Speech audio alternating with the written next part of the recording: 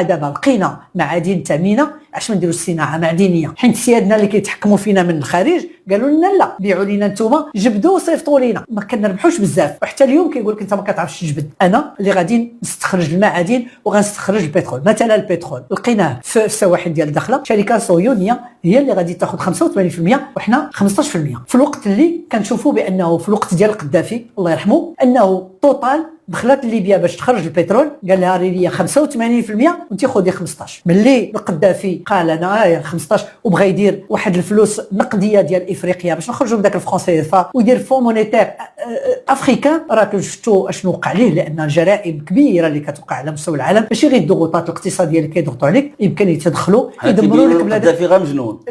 القذافي في وقته كانت المدرسه فابور والصحه فابور. القذافي في وقته كان شاد الهجره، لانه مالي والنيجر كان كيعطيهم الفلوس للمدارس والمستوصفات وحوايج اخرى باش كيبقاو في بلادهم. اليوم طيروا القذافي، كاين هجوم ديال الهجره.